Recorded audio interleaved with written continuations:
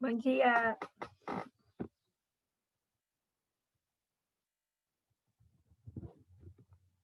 Olá, Pedro.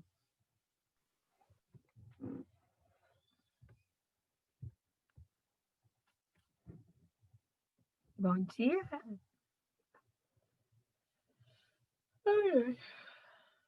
Uhum. Pedro, você não quer me entregar as perguntas, não? Da T1? Aproveitar que não tem ninguém. Ou você vai preferir ir direto para a prova? Porque está muito fácil. E hoje eu tenho que entregar a nota para a coordenação e se você quisesse, eu receberia para poder enviar. Página 153, duas perguntinhas e é uma resposta pessoal. Tá, beleza. Sem estresse. É porque tá fácil, muito fácil. Mas tá bom. Eu vou colocar. Beleza. Olá, Diogo, bom dia. Bom dia. Bom, vou começar com vocês mesmo, logo, vai estar gravado. Olha só, a aula de hoje, eu ainda não postei, tá? A aula gravada. E aí eu vou fazer, assim que eu acabar todas as aulas que eu tenho hoje pelo Zoom, aí eu posto lá, eu subo, né, para a plataforma, enfim, para o YouTube e posto lá para vocês, tá? Então vai estar liberado, só que só mais tarde. Então, se fosse o caso de você daqui já querer partir para lá, para ver a continuidade da matéria, não vai, tem que esperar um pouquinho, tá? Na parte da tarde, então, ela já vai estar lá, se Deus quiser. Eu não tive tempo para postar, para programar, na verdade, né? Terminei, sabe, não sei, vocês eu sei que não são assim, mas sabe quando você tem um exercício para entregar no outro dia e você faz no domingo à noite, antes de dormir? Era eu ontem fazendo essas aulas, tá? Então eu não tive realmente, eu preparei tudo, PowerPoint, enfim, todo, só que eu não consegui gravar e aí com isso não consigo postar, mas vou fazer isso ainda essa manhã para deixar lá tudo, na segunda-feira, tudo certinho lá na plataforma, tá? Então, só aguarda um pouquinho. Então, na parte da tarde já vai ter a continuação dessa revisão que a gente vai começar agora na plataforma, beleza? Eu preparei aqui um resumo do resumo, num PowerPoint, e eu quero começar com vocês sobre isso. Como eu sempre falo, a gente precisa saber qual é a obra que a gente está estudando e quem é o artista, tá? Partindo daí, sabendo essas duas informações principais, a gente, então, vai poder fazer discorrer, né, sobre o assunto, porque a gente está situado, tá? Então, a gente tem a obra O Retorno do Filho Pródigo e o artista é Rembrandt, ok? Sobre o Rembrandt, ele foi rico, famoso e talentoso. Porém, no final da vida, ele estava sozinho, falido e emocionalmente destruído. E a gente vai conseguir ver isso ao longo, né, dessa revisão, ok? O que a gente pode falar dessa obra? Né? A obra O Retorno do Filho Pródigo. Ela foi achada na casa de Rembrandt, né, um pouco após a sua morte. Ela tem um tamanho de um pouco mais, né, de 2 metros, tanto de altura quanto de largura. Então, é algo muito grande, tá? E esse tamanho é muito incomum de uma tela sem que ninguém tivesse encomendado, né? Então, fica sempre um ponto de interrogação, assim, né? Por que ele concluiu, por que ele pintou uma obra desse tamanho sem ser fruto de nenhuma encomenda, e já no final da vida, né, aonde você vai ver que ele estava, né, como a gente viu no slide anterior, falido, né, e tudo é gasto, né, sozinho e destruído emocionalmente, tá? Sobre a obra, a plástica, né, é magistralmente assim ele aborda os conceitos de perda, solidão, amor, perdão, graça, raiva, solidariedade e alegria, né? Rembrandt ele consegue, na sua pintura, passar esses conceitos muito fiéis, muito reais, tá? Talvez porque ele se encontrasse, né? Ele conseguia expressar as emoções e os sentimentos através da tela, do desenho. Vamos fazer uma radiografia, uma autocrítica sobre Rembrandt, tá? No começo, ele nunca foi pobre. Então, era alguém que estava acostumado a frequentar a corte, a realeza, né? Era alguém conhecido, era um popular, vamos botar assim, né? Foi para a faculdade, estudou artes plásticas, teve um casamento muito bem sucedido com Saskia, que também era de família rica, tá? Ele casou em 1634 e após a sua morte de Saskia, ela deixou tudo para ele, né? A Saskia deixou toda a sua herança para o Rembrandt, tá? Ele pintava como queria e porque tinha não. Ele pintava como queria porque ele tinha nome. Então você encomendava algo para ele e ele pintava aquela encomenda da maneira que ele queria, não da maneira que você pediu, né? E as pessoas aceitavam porque ele era o Rembrandt, ele tinha nome, né? Isso você vai ver que ao longo da vida dele isso foi mudando, né? E aí a gente vê o quanto o ter da pessoa influencia muito mais do que no ser, né? Porque se você encomenda A e recebe uma coisa B, você só vai gostar. De repente, você até fica surpresa, mas você fala assim: caraca, não foi isso que eu encomendei.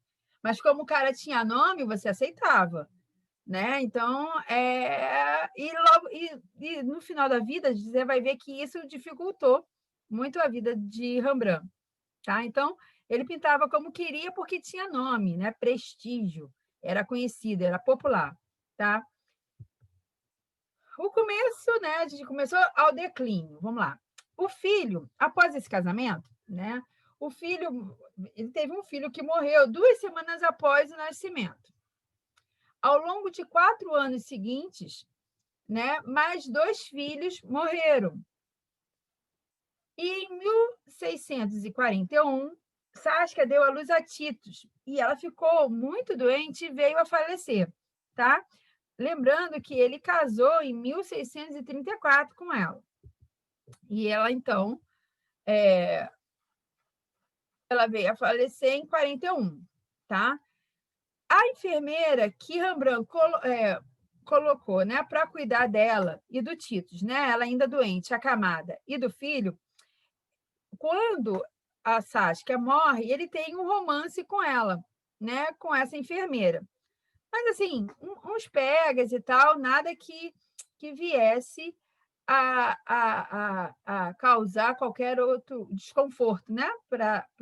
Na verdade, acho que ela serve meio que de consolo, assim, tá? Eu falei para vocês que Saskia deixou, assim, né, deixou um testamento onde deixava toda a sua herança, toda a sua fortuna para o Rembrandt. Só que nesse testamento, ela deixava tudo para ele sob a condição de que ele não voltasse a se casar, tá? Então, após a morte dela, todos os casos que ele tivesse não poderia gerar um casamento, ok? Então, assim, certamente houve encontros às escondidas e tudo mais, mas não uma oficialização, pelo menos não com a enfermeira, tá? Então, já via que havia um ciúme aí, né?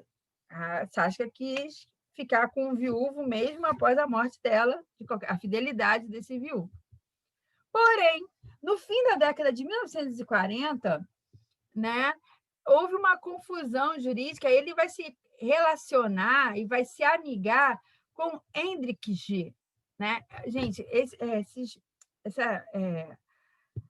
esse russo, né, esse holandês, assim, eu não consigo falar. Esse alemão, né? ele vai se casar, então, com a Hendrix, o que causa uma confusão jurídica e dá início à sua ruína. Né? Porque, na verdade, ele amigou-se com ela. Né? E aí, imagina, numa sociedade muito mais aristocrática e muito mais conservadora do que aqui a gente vive hoje, né? Onde você a sua aparência e o seu ter vale mais do que você é, né? Ele, sabendo que ele não podia se casar, ele se junta, se amiga, né? Começa a viver junto. Isso causa uma série de desconforto, né? E assim, e faz com que as encomendas comecem a diminuir e o dinheiro também, tá? Em 1650, ele teve que vender tudo, decretou falência, se mudou para um bairro mais pobre, com Hendrix e Titus. Né? Então, ele começa assim, a ver a ruína dele indo, né? A fortuna, tudo por água abaixo. Em 66, Hendrix morre, em 68, Titus morre. E ele, então, agora está só. Né? Então, ele teve realmente esse auge com casamento e com a fortuna e vivendo, né, fazendo o que queria e tudo mais. E termina sozinho, né, falido, né, e, como a gente falou, emocionalmente destruído, tá? Para esse primeiro momento, eu vou pedir que você agora refaça as atividades que a gente já deu a resposta no gabarito, né? Já deu a resposta, com esse olhar agora, tá? E dê bastante atenção às questões que estão falando para analisar a obra concretamente, sobre as formas, né, de que se apresenta no quadro, né? Uma coisa bem mais concreta, assim, sem muita da sua opinião. Presta bastante atenção nesses tipos de exercício, tá bom? Porque agora, com esse olhar mais carinhoso, mais cuidadoso, você vai conseguir enxergar esse quadro, o Retorno do Filho Pródigo, de uma maneira mais especial, tá ok? Eu vou concluir a aula de vocês, né, assim que der, eu vou postar lá, para você ter, então, a continuação, tá? Porque logo após a você fazer esses exercícios, a gente vai entrar nessa Holanda da Era Dourada, né? E a gente vai ver essa ambientação aí de Rembrandt e como eles, né? E como que essa história do filho pródigo o acompanha ao longo da vida. Ok? É isso, chuchus. Alguma dúvida em relação a esse comecinho? Quem cala, consente. Tudo ok? Pode escrever. Eu estou lendo.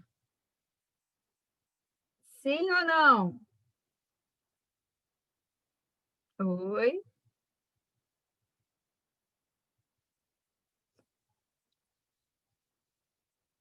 Ai, ai.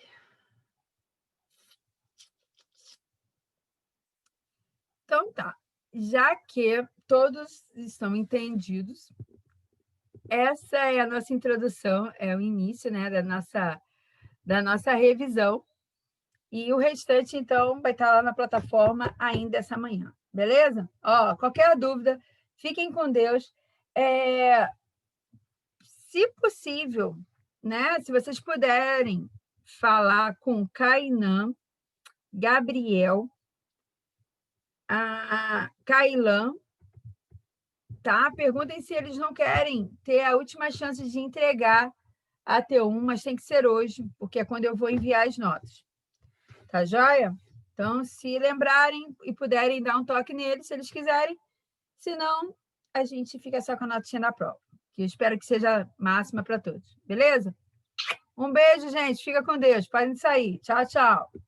Tchau.